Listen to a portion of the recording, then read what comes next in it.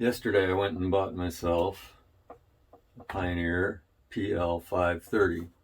I've been looking for a fixer-upper PL-530 for a while, just keeping my eye out. In some ways it's similar to my PL-630, which is my daily driver turntable,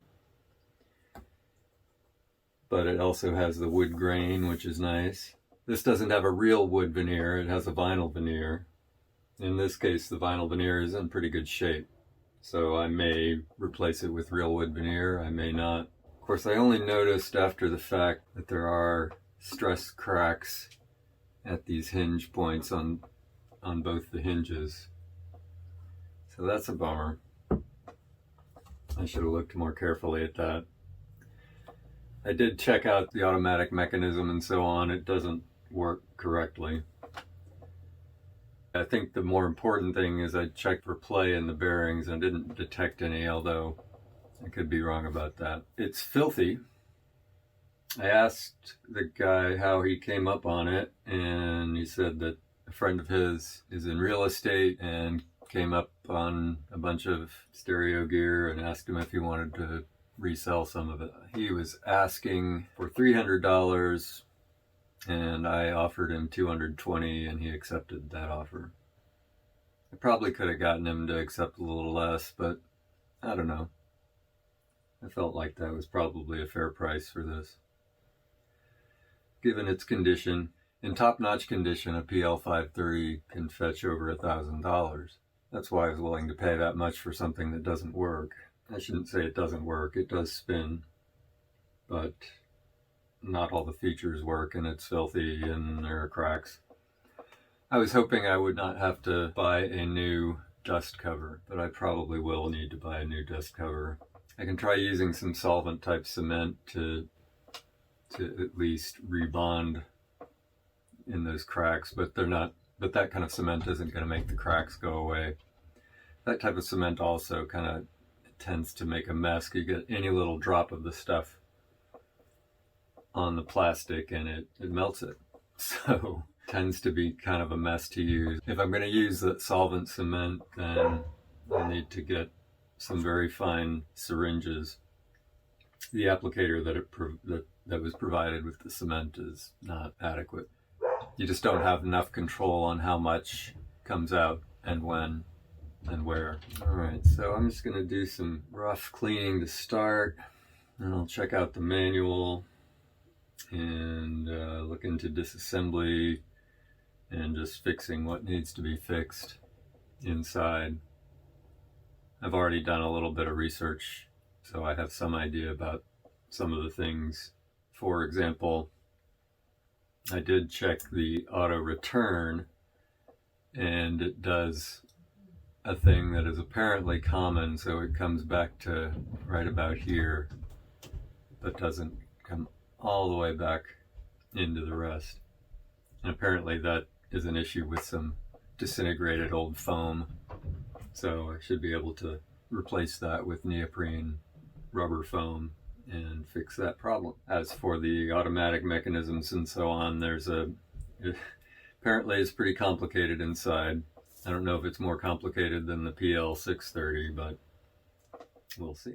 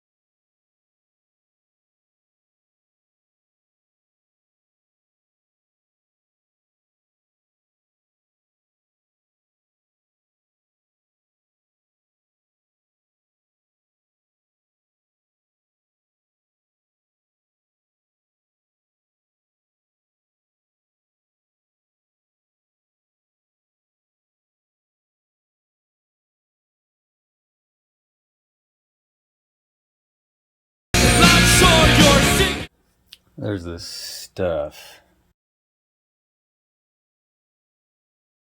And I want to know how to get it off. I want to figure out how to get it off. It's like on all the metal parts. It seems to be on some of the vinyl as well.